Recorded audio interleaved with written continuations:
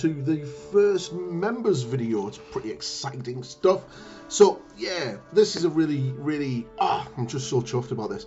Anyway, so I built this model and then I primed it black, and I'm going to now sort of go around and I'm going to base coat all of the metallic areas with Steel Legion, I believe it's called. Iron Hands Steel. I knew it was something like that. Anyway, you want like a darkish metallic for this. There's lots out there and there's some pretty good ones. So yeah, this is the first members video for my YouTube channel. I'm like super excited. So this is big, everybody. This is like almost a 45-minute video. This is huge. It was being recorded over about a month of painting this miniature on and off. So you'll notice there's a little bit difference in the camera angles and stuff like that later on. So yeah, you know, it's just kind of, it was sort of painted in like 3 sessions.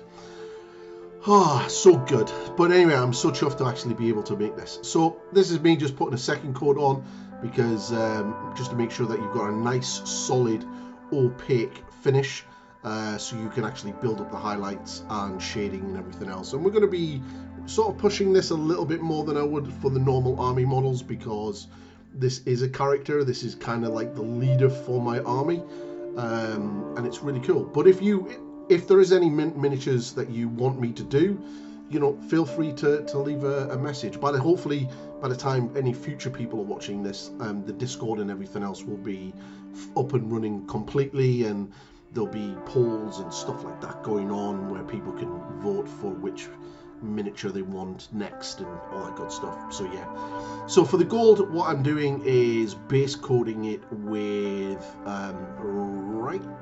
Retribution Armor from Games Workshop. It's a pretty good gold.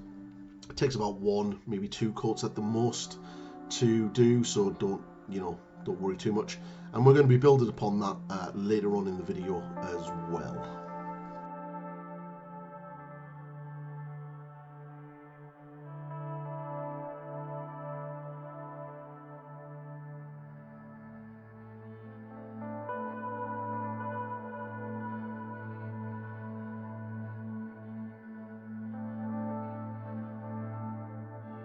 So this is kind of the kind of videos that I want to be making for the members area. I want them to be big. I want them to show a lot more than what the normal, the other tutorials that I would do on the main, well, in main area of the YouTube channel, I suppose. I don't really know what that would kind of imply, but you know, the sort of the normal channel, the normal area of the channel. So where they're a little bit more shorter, a little bit more precise and on the point, I want these videos to sort of show a lot more detail and a lot more of the process. So there's a lot more footage in this rather than being cut down to sort of little bite-sized chunks for what I need. If this doesn't work or you want any feedback, feel free to let me know, and I'll be able to sort of adjust that for the next one. The next one will be a 40k miniature. There will be no pole up or anything like that because I've already started building it already, and that's already planned to go ahead, and I don't think there's enough members yet to sort of do a pole. So once you've base coated all of the metallics, you want to get Null Oil by Games Workshop and give all of them a good wash. Now this is the new formula, Null Oil, so it's pretty good, and it kind of acts a bit like a contrast paint where it kind of literally goes straight into the recesses straight away, where the other one, the older one, will kind of sit on the surface more. I really like the new formula washes. They're really good, and plan to pick up a lot more of them. So just go around all of the model and just make sure you pick out all of the metallics with that wash. Now once that is done, you're going to go on to the cloth, and for my army I'm using like a teal color. So what I've done is I've got Carbolite green and black and made a 50-50 mix, and now I'm base coating all of the cloth areas. If you're unsure at any point about what parts should be what color, the best practice I can always sort of say is look at the box art and look at like how Games Workshop are painting them, and that'll give you a rough idea of what parts are what, because sometimes you might not know, or you might because some parts are really weird shapes, especially on pouches and things that are sometimes not pouches, they're like religious icons and stuff, and you're a little bit unsure sure of what they are. So just check out the box art, and then that'll give you a better idea of what they are. So work your way around the model. I sort of did about 2 to 3 layers, so I got a solid opaque finish on this. And once you're done, you're going to have a real solid color. And then once you've done this, what I'm starting to do now is I'm starting to mix in some Carbolite green to my base tone, and I'm building up those layers. Carbolite green is quite translucent, it's not a very opaque paint. And what I mean by opaque and translucent is opaque is when a paint will have a more of a solid coverage. It won't be as see-through as transparent paints. Kind of like, you know, a little bit of arty terminology there. So what you want is, if you do find that this paint is quite thin and doesn't cover very well, you're going to need multiple layers, which is kind of good for what we're doing, because we're putting multiple layers over the top, and each layer we're leaving the previous layer and the darker base tone in the deepest recesses. So you're kind of building that that transition from dark to light with small, thin, progressive layers, and building up that transition quite organically. There isn't any need for any sort of advanced techniques like wet blending or wet into wet blending or even glazing at this stage. You can come back later on with a shadow glaze, like a dark glaze of black or maybe brown, or even like your mid-tone, and come in and glaze over that to smooth out those transitions if you really want to. But that is completely up to you. You've also got to remember that this is a gaming piece, so there are certain points where I won't do, because there's no real point of going that in detail, even if it is a character model. If it was a larger, more centerpiece model, then maybe, but for this one, maybe not. So kind of just work our way around, building up those highlights, and you'll see, because you'll see every now and again where the paint will pull, and you'll see like a darker stain in the paint.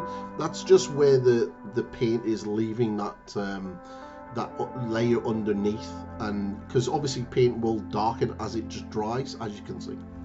So working all the way through this until you're like pure Carbolite, and once you're at pure Carbolite green, you basically want to start getting your edge highlights in, and then just sort of work away and get your edge highlights on, and start building up those sort of higher point highlights. We will be adding in, as we're building up these final highlight stages, some Cereborite green, which is the next color higher, brighter than the Carbolite in the Games Workshop painting system. And as you can see, I'm sort of like stippling it on and sort of focusing it on that sort of side of the cloth, because that's where the most of the light is going to hit.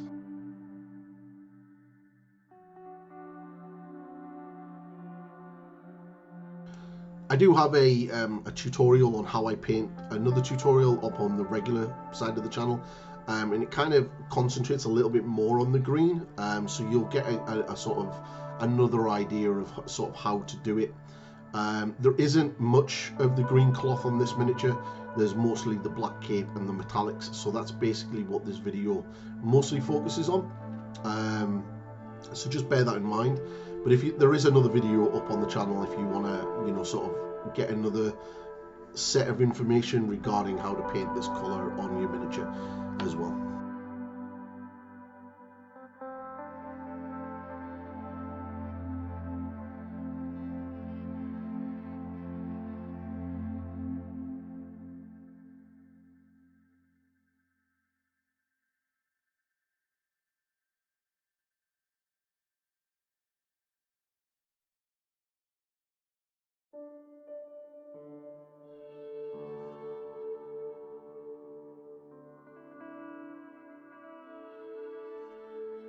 So right now what I'm doing is I'm just adding little bits of Cyberite green and just building up those highlights, and it very, very thin layers, just pushing up those brightness on the certain areas the sort of tops of the folds, constantly leaving the darker recess shades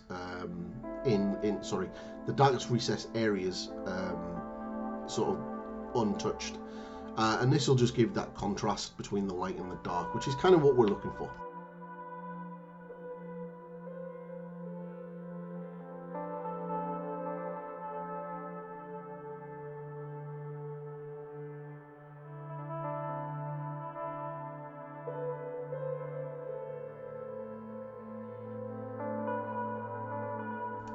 So at this stage where it's pretty much pure Cyberite green now, and it's just basically putting in the final edge highlight, and you can kind of sort of see where the lines are already, where I built that up to.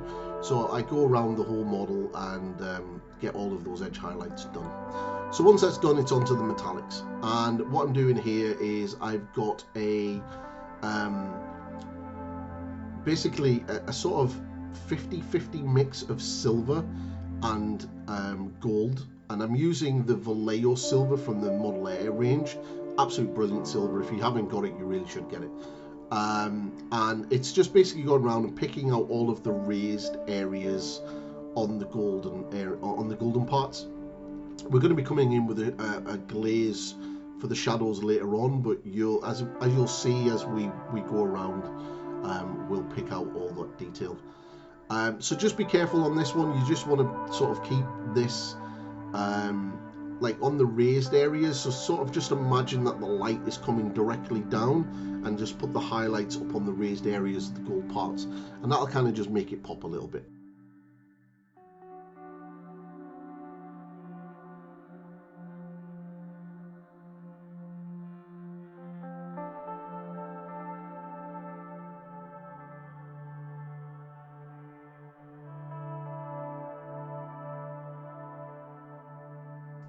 So as I said, I've tried to keep the vast majority of this in. I'm going to probably cut this down a lot more, but I just wanted you to see the process the best as I can. As you can see, yeah, some people do sometimes ask why I wear one glove and not two. Well, the main reason why I wear a glove on my left hand is when I hold a miniature, you can actually see every now and again that model is actually resting on my hand, as well as holding the painting handle.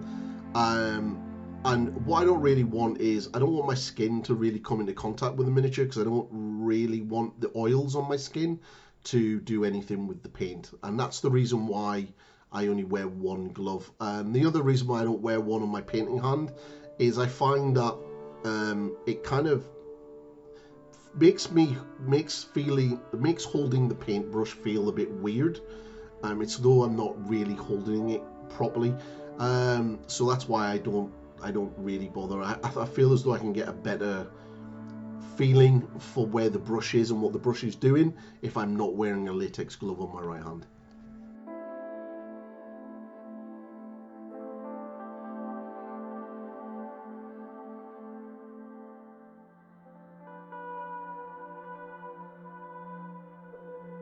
So I'm just going around picking out all of those details, and I think at this stage as well I'm kind of using silver for the metallic areas, and this is just pure silver. This is the Vallejo silver as well, and I've gone around all of the silver areas, and I've picked out all of the raised areas and left like the natural shadows of where the shadows would be and the darker metallics would be, with the base coat and the wash. And for the sword, it's kind of a very quick sort of a way of doing it in regards to like a non-metallic type effect. It's not really true metallics and it's not really non-metallics, but it's kind of putting the highlights on in such a way that it kind of makes it look like that. So when we get to the sword slightly later on, you'll see what I mean, where I put the highlights in the specific area and leave a darker area to sort of create that sort of that look and reflection points, as though it is like a non-metallic traditional type power weapon type look.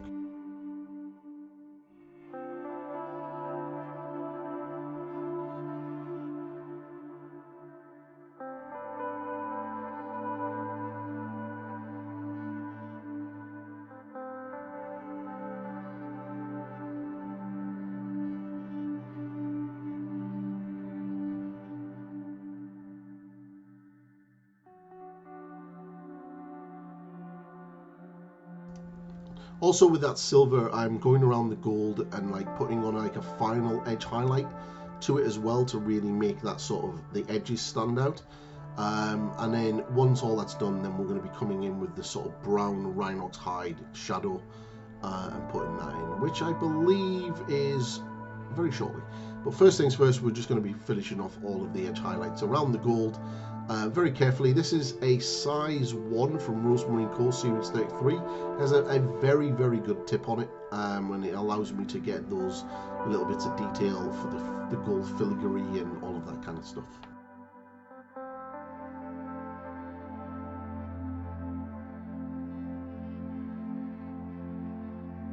For the chainmail, you can see I'm just literally dragging the brush down the raised areas and leaving the sort of deepest parts without any of the brighter silver. And then what I'll do is when I come in with the shadowed glaze later on, I'll drop a little bit of the Rhinox hide in those deepest recesses, and that'll just make it sort of pop a little bit more.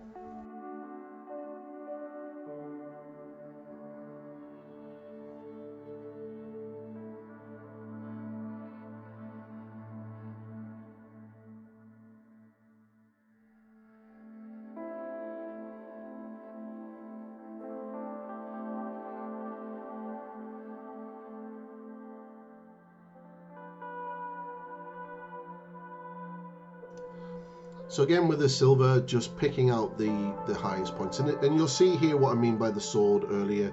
I'm putting like that edge highlight down the inside of the sword because there's like a groove down the middle, and then there's like a little point at the bottom, and then what I'm going to do is I'm just going to sort of just like feather that out in certain areas, and you'll see sort of creating that sort of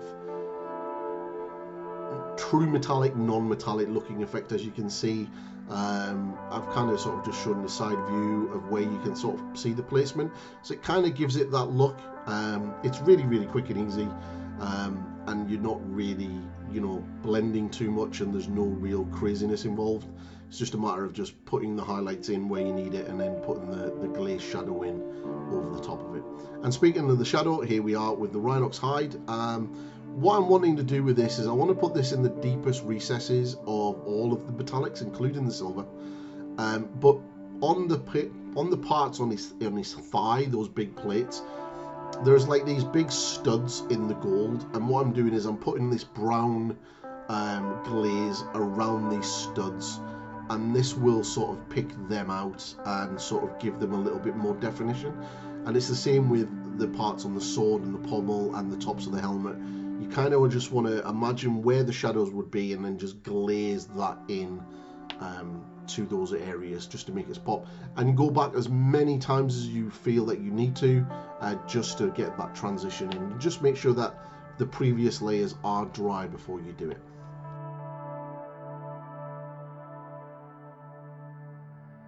Now I will say for certain parts of the chest piece you could even go as dark as black in some of the really deepest parts to really make that pop, or you could use something like wormwood contrast paint as well. That would also work, but whichever paint you've got and whatever you feel is that color will give you that look that you want, then run with that one and you'll pretty much mostly be right.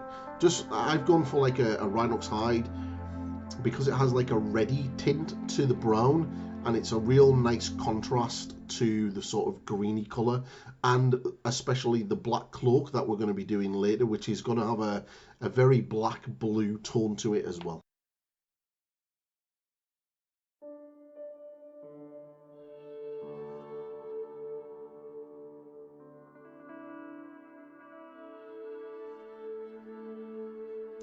Okay, so now for the face. What I'm doing is I'm going to be building up the layers, and it's about 2 or 3 layers in total of Kislev flesh over all of the skin tones. So yeah, just thin it down a little bit and then put it on, and yeah, just make sure that you get a nice opaque finish. Don't worry too much about making a mess on the cloak or the beard because you're going to be painting those parts later on. so you'll be able to come back and tidy up all that. So just put a layer on, allow it to dry fully. So you want to make sure it dries fully so you don't pull any of the previous layers off, and then just come back and put another layer on, and until you've got a full, nice, smooth, opaque finish. Once that is done, I mixed a 50-50 mix of Kislev flesh and Night Questor flesh to make sort of a wash, and then washed over the entire skin area. If you have something like Cadian Flesh Shade or Bugman's Glow, use that instead, then you won't need to mix it. And then this is the final sort of shade, and this is like a deep shade, and it's Doomball Brown, and I'm really wanting to focus this on all of the facial features, and I want to get this into the real deepest sort of recesses of the face. So, and it'll also give like a reddish tone as well to the facial features, which is kind of cool. So this is just pure Doomball Brown. I'd be ultra careful here. You don't want it to get all over the top of the head or anything like that. And then once this is done and dry, then what you want to do is come back with your Kislev flesh and kind of tidy everything up and leave the sort of Doomball Brown in the deepest recesses as well, which you'll sort of see me doing now, going around and tidying up with the Kislev flesh. So when I'm tidying up, what I'm trying to do is also pick out the most prominent points as well. So the Doomball Brown will sort of darken down the Kislev flesh layer that's underneath it. So what you're kind of doing is using quite thin paint, you're sort of bringing up that Kislev flesh back up and leaving that sort of darkened Doomball Brown layer underneath. And you kind of create like a little transition, and you kind of create like a little blend. It's very easy. It's kind of what we were doing with the metallics earlier on, and as well as the cloth. It's quite quick and easy, and it doesn't require a mass amount of wet blending or anything like this. And I also will say that I hated filming this because I couldn't get the model in the right place. I kept on moving it, and the footage was terrible. While I'm doing faces, I generally try to get the eyes done quite early on before I start building up the highlights. The reason for this is if I make any mistakes around the eyes, I can come back and tidy that up with the flesh tones, especially on Games Workshop's models, because they do have these bags sculpted in, and like, yeah, it all went peak-tong at that point. So you can kind of see once they're black, I then get white, and I put dots. I put a dot on the inside of the eye, and I put a dot on the outside of the eye, leaving black in the middle. If the dots are too big, then what you can do is come back with black and sort of put a black dot back in the inside of the eye to sort of create that pupil. I was having a nightmare here because the paint was drying so quickly at the edge of my brush that it was just, yeah. If you are having that problem, then what you can do is base coat the eyes white and then come in with a black dot. That can also be a very quick way of doing it. But just remember that if you put the black dot in the wrong place, you're going to have to tidy up. So as you can see, that left-hand eye there, there's a little, it doesn't look great. It looks like something out of a really badly painted YouTube video. So what I'm doing is I'm just coming back with the Kislev flesh under the bags of the eyes, just to sort of tidy that up and also start to sort of pick out the highlights on the cheeks. I do the other side and sort of tidy up that eye as well, and it does look a lot better by the time I'm finished. But yeah, eyes can be incredibly difficult to do. I am wearing magnifying glasses. You can buy them on eBay, on Amazon and things like that. They're really good. I don't really need glasses at the best of times, but I generally wear these mainly because it stops me from getting any eye strain when I'm painting for long periods of time. So to build up the highlights on the face, what I'm starting to do now is just adding a little bit of shabby bone and then starting to pick out the sort of highest, most prominent features of the face. And I'm going to continue adding a shabby bone until I'm pretty much at a pure shabby bone. And then I'm going to add a little bit of white into that face. And if you ever feel that the shadows aren't sort of deep enough, then you can get some of that Doomball Brown and just glaze that in to where you think you need it. Mainly that will be sort of like around the eyes, underneath the eyes, on the sides of the nose and on the side of the head around the temple area. And if he didn't have a big ass beard, sort of like underneath the cheeks coming down to the jaw. So you want to sort of basically build up the highlights on the prominent features of the face.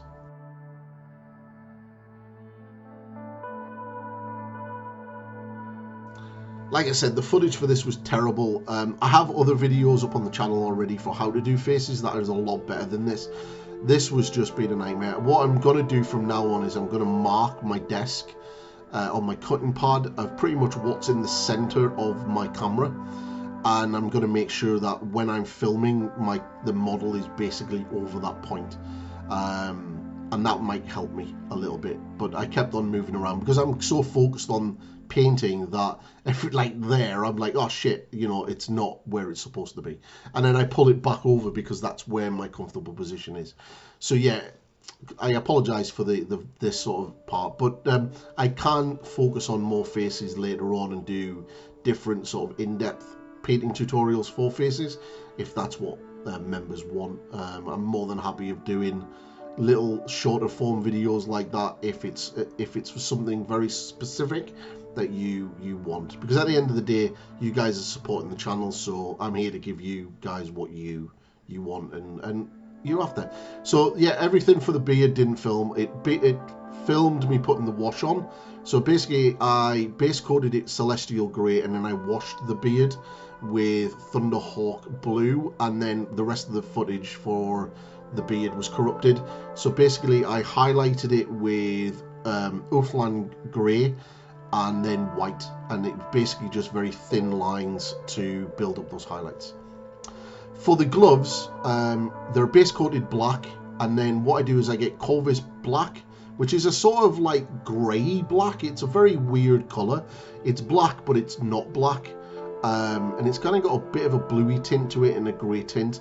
And I use that and I sort of pick out the raised edges on the gloves area. And as you can see, I've also tidied up all of the black cape as well, because we're going to be painting that next one after the gloves, or after the boots. And I've also base coated the boots as well. But as you can see, I'm sort of just making sure that this Corvus black is on the highest points, and then I use Dawnstone and start adding progressively small amounts of Dawnstone to the Corvus black to sort of slowly start building up a highlight color, and picking out the more raised areas of the gloves. So the tops of the fingers, the knuckles, the tops of the hand and the wrist area, and the sort of folds of the glove on the inside. You essentially want to create that sort of light dark transition, and you can kind of sort of see it, and the lamp will obviously help you as well, because it will sort of leave like a light, like a spotlight on the top of the model from where your desk lamp is hitting. So kind of just use that as a reference guide point of where you're supposed to be building these highlights. And as you can see, I'm still putting in Dawnstone just to push these highlights up. You can go a little bit too far, and if you do go too far with the Dawnstone and it looks a little bit too stark, then just make a glaze of Corvus black and then glaze over it a few times, and that'll bring that brightness of the Dawnstone and the highlights back down, and you'll be able to smooth that out a little bit.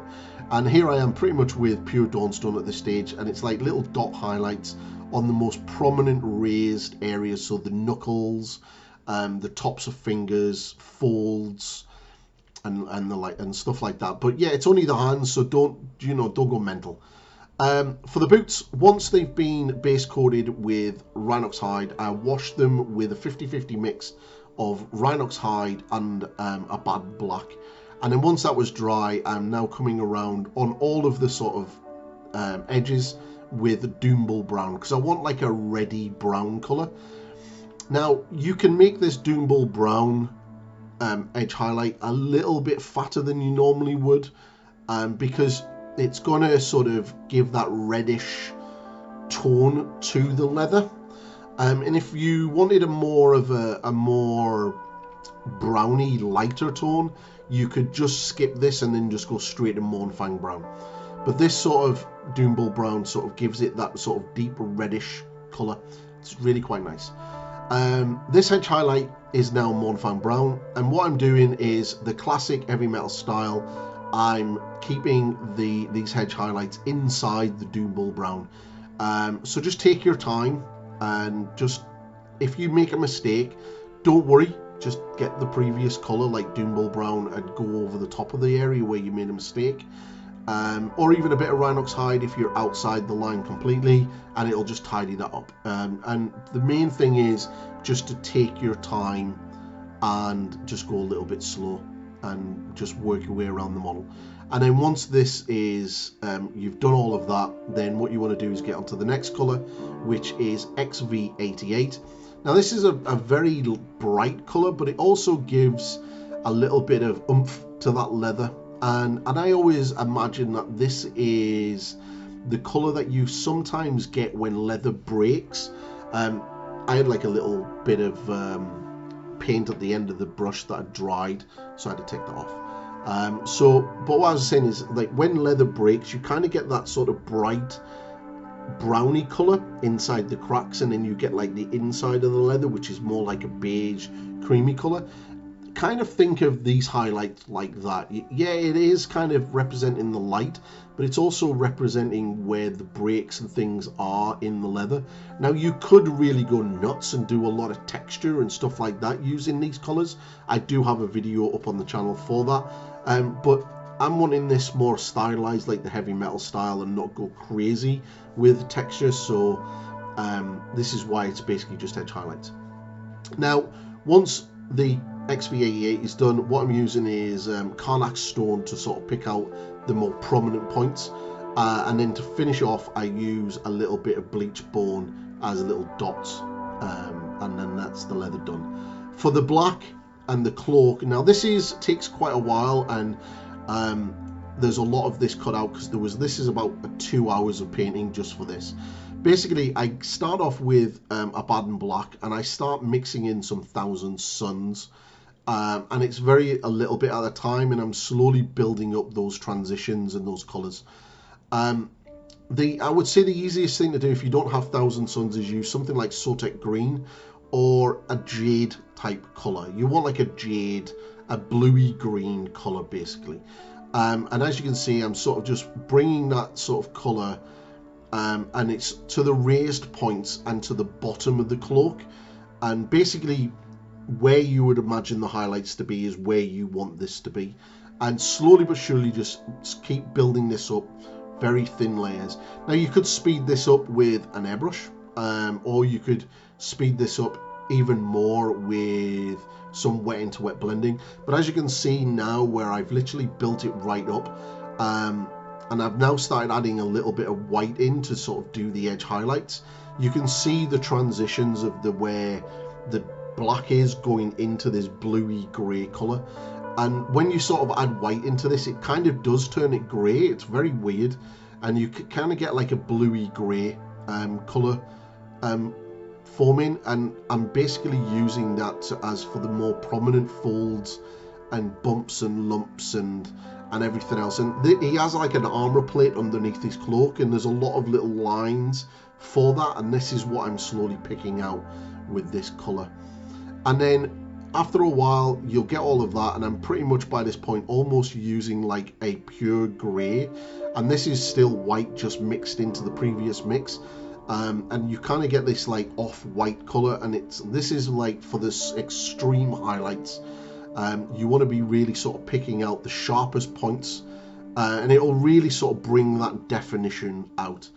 And then we're going to add this extra bit onto the video. I was actually going to make this next part a separate video in its entirely for you members, but I figured I might as well add it to this one because the freehand that I planned ended up being a lot smaller.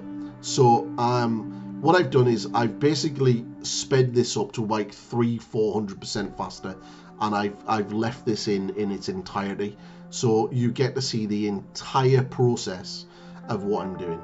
And so basically at this stage I'm kind of sketching in the idea. Now I didn't come up with this. This is basically one of the studio models has this symbol in the battle tome, and I was like, I really like the look of that, but I'm going to do mine in non-metallic gold, because, you know, I don't do enough freehand, so let's make it even harder for myself and do freehand and do non-metallic at the same time, because why the hell not?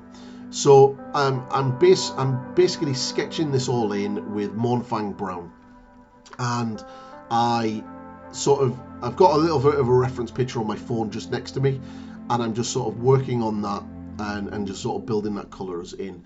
And then what I start doing is, once I've got the Mournfang Brown in, I then start getting some, what colour was it? I believe it was XV88, and I start mixing in some of that into the Mournfang Brown and then start building those colours up.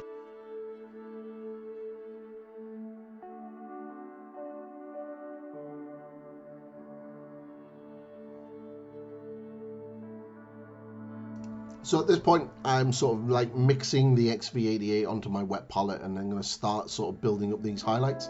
So adding in the XV88, I'm starting to sort of pick out the sort of raised areas, and I want to sort of create that sort of highlight at the top and then a thin highlight at the bottom.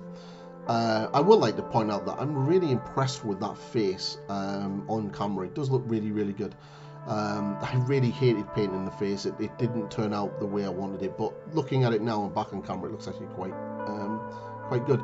So basically with the XV88, this is kind of like almost like a 60-40 mix of that and the Mournfang Brown, and I was just sort of sketching it in. Now it's pretty much pure XV88. I also have some Japanese uniform on the palette next to me. And this is now where I'm going to be mixing in the Japanese uniform to the XV88 and really starting to push those highlights brighter and brighter. Once I get to pretty much pure Japanese uniform, I then start adding in ivory. Now I'm using, for my non-metallics, I use a lot of Vallejo paints. I use Japanese uniform because it's a very good yellowy brown, and I use ivory because it's a really, really good color. You could use something like sort of like a golden yellow, or like a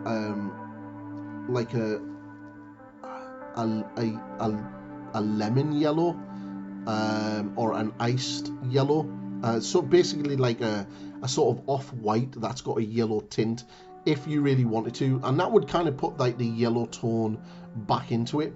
Now I could sort of glaze, and as you can see the massive jump, this is basically now where the ivory is really starting to come into play, and basically you could sort of glaze yellow over the top of this when you're starting to move into sort of the whiter sort of tones of your highlights. I never, because I wanted it really quite bright, but you could glaze yellow onto this to sort of get that yellowy tone back into it. I chose not to, but maybe like going back into it, I might go back later on and just give it a glaze of yellow. But I think it looks like quite good. And what you want to do when you put the highlights is you want to sort of imagine where the light would be. Now I kind of imagine that this is stitched on. It's not metal. This is kind of like being stitched on with golden thread in his cloak. So you can kind of get away with it not being completely metal-like, because it's not really a metallic substance or plate or anything like that on there. It's kind of stitched in, so you can kind of get away with that. And I think that's kind of good. And it's also a good practice as well for doing non-metallics. And you don't really need to worry overly too much about light placement. You kind of just want to make sure that the highlights are at the top and there's a little bit of a darker tone, and then you've got like an edge highlight at the bottom to sort of really sort of make that sort of pop. And you really can start to see it. It's really going. And very soon I'll be on to pure white, and I'll be doing a very thin pure white highlight around all of the edges of the outside. I'm quite happy. Like I said, I'm not amazing at freehand. Freehand is something that I like to do to sort of continue to practice and try to get better at. And when you sort of do little things like this, especially for like army projects and stuff, it can kind of sort of make models stand out a little bit more than they normally would. And if you're like a competition player, like and you go to tournaments and stuff, these little things on your models really help for when it comes to things like going for best painted and stuff, because especially if it's like a public vote system, they kind of stand out a little bit better, and people sort of see it, and it's like, oh yeah, I played this army, or I've seen this army on the table, and that free hand on that cloak is insane, you know, blah blah blah, and people kind of give you that vote. So it's always kind of cool to sort of throw these little bits in. But once you've done that, that's him done, and this is a nice 360. So I hope you enjoyed this video. I've enjoyed making it. And if you are a new member from seeing it, welcome. If you're an existing member, thank you very much for your continued support. And there is going to be at least one members video a month going forward now, and it'll be an alternative between 40k and Age of Sigmar and all the way through, and maybe a little bit of Horus Heresy, or maybe a little bit of Titanicus or whatnot. You people who are my members will help me decide that. So I hope you've enjoyed this video, everybody. Thank you very much for all of your support. It means so much, and I will see you in the next video. Goodbye for now.